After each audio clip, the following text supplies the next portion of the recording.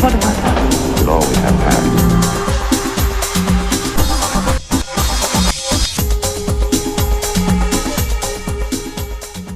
Денес гостин на Ориент Експрес, возот кој патува од место, ќе биде Александар Вучковски, од позиција на уредник на Wine and Spirit, новото списание кое ја шири винската култура низ Македонија, во негова чест и она што ќе го чуеме од него на тема вино, храна и патувања. Останете со нас да слушнеме каде ќе не одведе тој.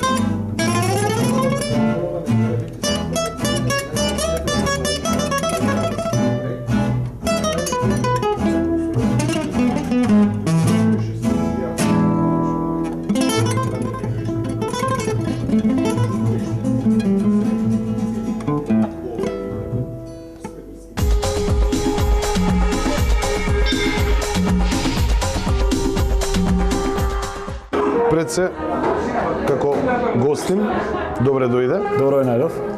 Те најавив како Александар Вучковски, Тој сум. уредник на единственото професионално списание во Македонија за вино и убави нешта. Ке те прашам што е тоа, да ни го доловиш, да ни го објасниш, а ќе замолчам по прашање на виното, кој обично пред другите гости кои се декларираат како непознавачи на вино, се трудам да им доловам што е тоа што ќе го пиеме и обично ги потенцирам македонските вина како едни од најквалитетните во регионот, без никаква лажна скромност. Ама пред Александар Вучков ќе замолчам по прашање на виното, затоа што зборувам со човек за кого го сметам за висок професионалец по однос на вината, по винскиот пат низ Македонија. Ќе поразговараме на тема убави патување, убаво вино и убава храна. Тука исто така ќе се трудам да премолчам, затоа што спроти мене седи човек кој долго време се занимава со таа тема, сега веќе и професионално во однос на списанието. Вучко, добре дојде. Заки добро знаев. И да си наздравиме со капка убав рајнски ризлинг од винарија Далвина.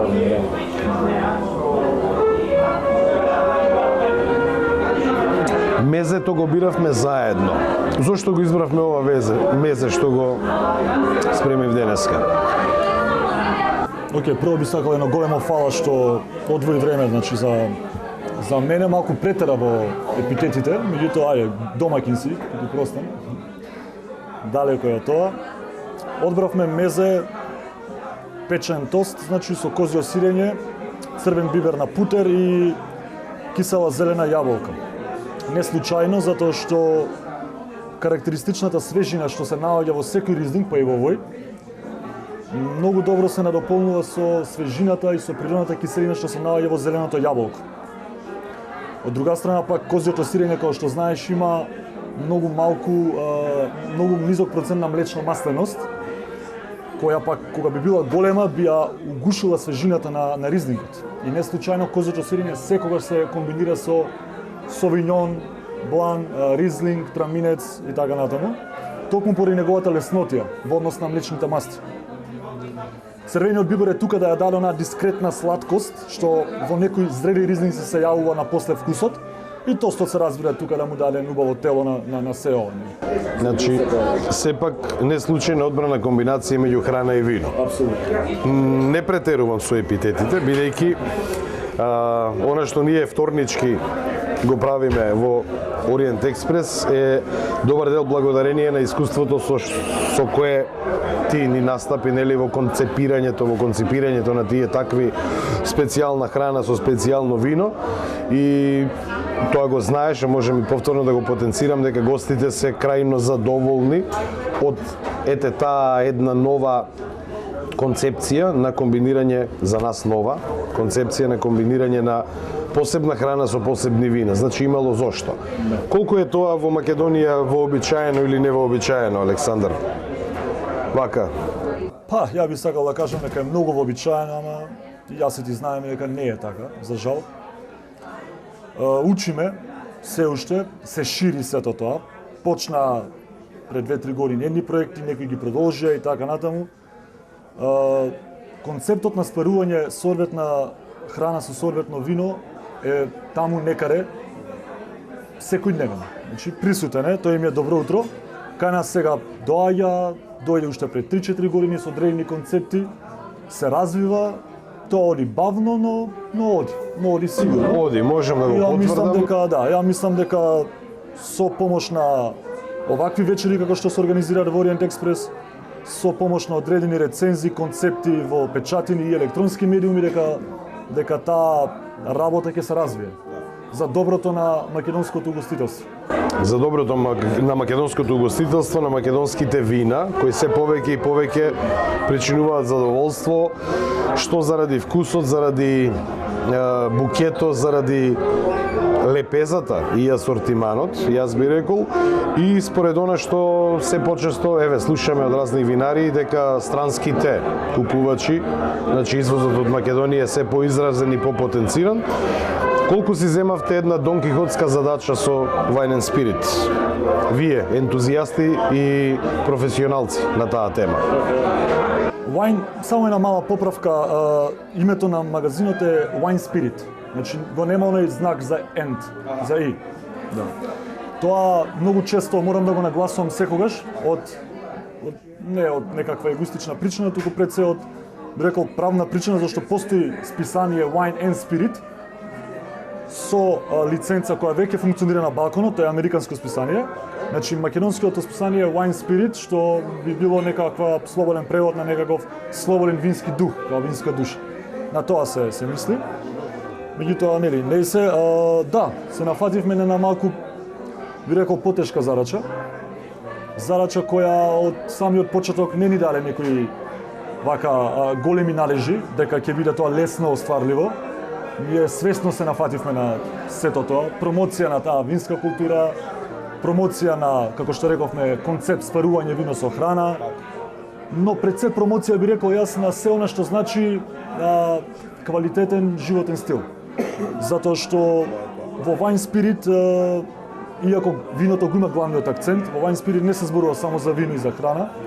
Wine Spirit се зборува и за поезија, и за култура, и за музика. Општо земено има еден едукативен карактер. Апсолутно. Секој што го гледа виното од свој агол.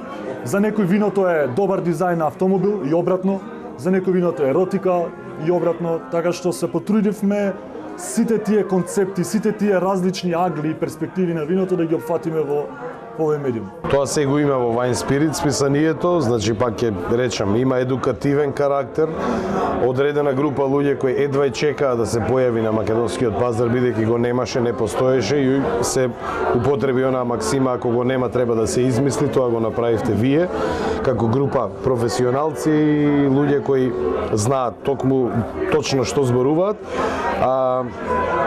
Ние гостите се нашали во една од претходните емисии дека ги принудуваме да ги споделат со нас убавите искуства на винските патишта во конкретниот случај. Некоја убава порција, некој убаво вино. Еве нешто што е не секојдневно за нас, нешто што би сакал да ни го потенцираш и да ни споделиш така, едно убаво сеќавање на нешто убаво на твоите патувања на темата вино. Па, вака нескромно ќе се пофалам дека сум пробал многу вина. Во тоа верувам, сигурно. Многу вина и различна храна, затоа што тоа го работиме, тоа го живееме во последниве 3-14 години. И секако имам, нели, безброј комбинации, безброј сеќавања, добри и лоши. Но е вака као најсвежо би може да поделам со тебе патувањето што беше последново патување во Германија. Всушност почнавме да одиме и да излегуваме на терен и да им носиме на нашите читатели оригинални истражувачки стории со наша присутност во странство, во странски вински региони, за да ги запознаеме читателите со помалку познатите вински региони во светот, односно во Европа за почеток, па ќе видиме понатаму, да. Имено се работеше за наменско патување во служба на магазинот, односно во служба на собирање на материјал за наредниот број на Wine Spirit. Имено заедно со екипата отидовме во Райнгау. Райнгау е еден од најпрестижните вински региони во Германија, но би рекол и најпрестижен вински регион за бело вино во светот. Значи таму ризнингот е светец. Значи таму ризнингот е секојдневие 24/7. Ризнингот всушност го прослави регионот во светски рамки.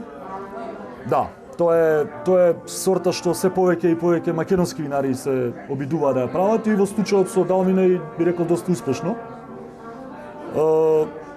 Тоа е Ако е тоа што отприлика го пиеме, доста блиску би рекол. Се разбира, секојаш има простор за, нели, сигурно. За надградување, меѓутоа доста блиску би рекол. Значи прошетавме низ Райнгау, покрај Рајна, значи знаеш, тоа е на мокна река, голема, огромна. На само неколку метри веќе почнуваат лозите и величенствени пейзажи. Значи имаш снег, имаш голи прачки, имаш во декември месец гроздови се уште необрани. Затоа што винарите таму ги чекаат на најдоцни берби, да буквално да постигнат високи шекерни единици и при тоа ги берат и потоа се класифицираат според одредени категории пропишани со нивни вински закони. Значи, да појасниме малку, значи касните берби се квалитетни од свој аспект заради тоа што зрното се суши. Да, заради тоа што се оставаани на прачките доста подоцна од регуларната берба, водата испарува остануваат Остатокот екстрактите и шеќерните единици. Значи висока концентрација. Апсолутно да, и при тоа се произведуваат, излегуваат високо концентрирани, екстрактни и пред се квалитетни, многу квалитетни вина, кои понатаму се класифицираат во други категории. Така. Меѓутоа, нивниот систем на категоризација е многу комплициран дури за самите германци. И сега нели да не го образложуваме многу затоа што ќе бидеме малку Германците беа домакини Александар во презентација на нивниот раински ризник. Што тие ви дадоа да замезите или да пробате со нивниот раински ризник? Дали го погодивме мезето? Ние го погодивме, ама тие не го погодија, вака. Знаев ја за германците, јас сум се сомневал од секојаш, али да не биде од мене кажано. Ајде да поделиме и тоа Тоа е искуство. многу интересно, знаеш. Ние сориме by the book. Значи ние си комбинираме свежо вино со високи изразени киселини во случајов со ризникот на далвина и општо со било кој ризник. И комбинираме ниско мастено сирење во комбинација со исто така свежо овоше. Кој пак патем неговите ароми се присутни во виното. И тоа е многу логично. Меѓутоа за нас. Звучи За нас, интересно. Во Германија не се срамам, затоа што сум домакин, те молам и тие послужи се слободно. Во Германија не послужија, веруваш или не, со свинско не послужија свинско. Со ризник не послужија свинско. Па мислам, тоа не е уред од германците, па таман колку и да се германци. Има одредена логика во сето тоа, затоа што во концептот на спарување вино со храна има два пристапа. Имаш пристапот на подражавање, односно одење во насока на истите органолептички својства, и имаш спротивставување на истото. Значи, маснотиите на свинското они ги неутрализираат со киселините во виното. Кој би рекол, може би некаква нутриционистички поглед на нештата, може би има некаква логика, но тука мањка присуството на танинот во белите вина. Затоа што танинот е најдобар неутрализатор на мастите во месото. А танинот во ризникот е присутен со скромни количини. Некако минимум сигурно. Но пред се би рекол дека се работи за една традиција, од која тие не сака да се откажат. Свинското има голема традиција во германската куња, на било каков начин. И едноставно луѓето си јадат и се пијат она со што се среќаваат секој ден. Не сака да робуваат на некакви правила кои се напишани надвор од нивниот двор. Апсолутно, значи сепак си ја задржуваат автохтоноста, она своето. Александар, имаме ли ние што да кажеме во светот на виното, како Македонија?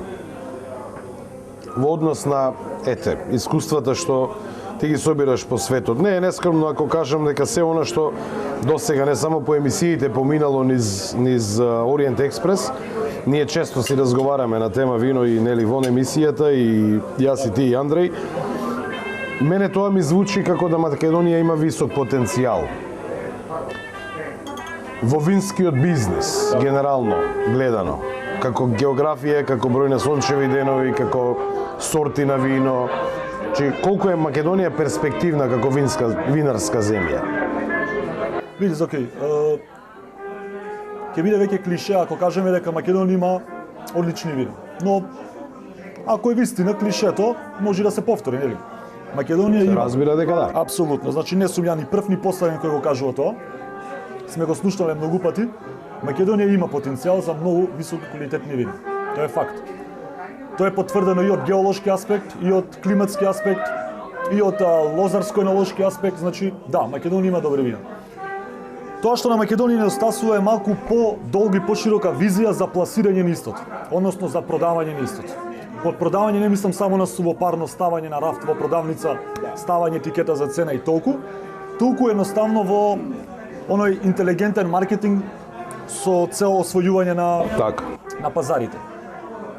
И ова сме го слушнале многу пати. Сигурно. И тоа никош не норме да се повтори. Знаеш, на времето беше Македонија има многу супер добри вина едно друго, ама ги гледавме цистерните рефузни како излегуваат према Словенија. Па оние приказни дека тие таму го препакуваат и го продаваат како нивно. Знаеш, време е македонскиот винар да свати дека не е доволно да направи само добро вино.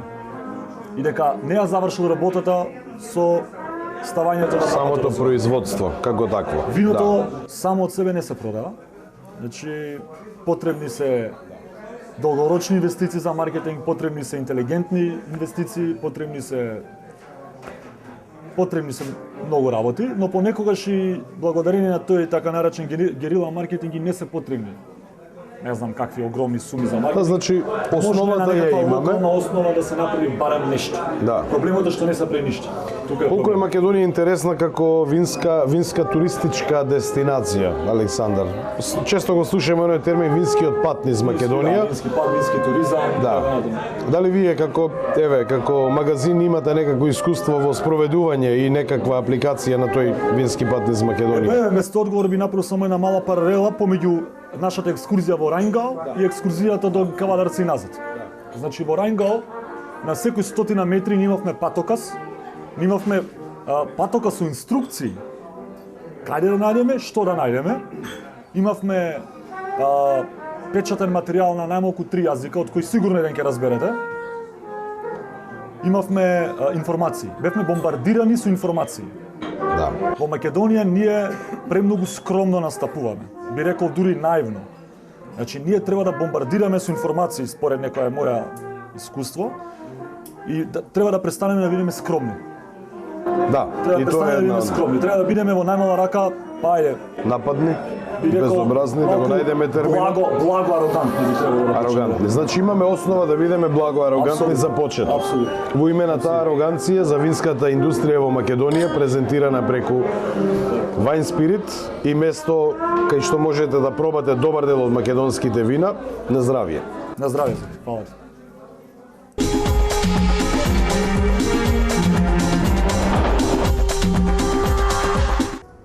Ризлинг 2008 година, винарија Далвина. Зелена боја со сламести тонови. Лесно петролејно, свежо, со мирис на цитрусно овош. Крцкаво тело, со вкус на зелено јаболко и лимун. Убави киселини и елегантен завршеток. Добра комбинација е за порција козјо сирење и свежи зелени јаболка со тост леп.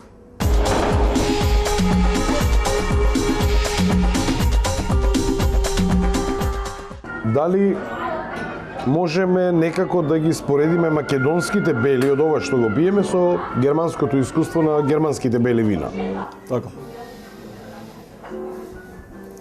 Македонија има добри коњи за трчање. Црвените За вина црвените се вина добро може да се познати, трка да кажем. многу добро, да. Може да се трка многу добро.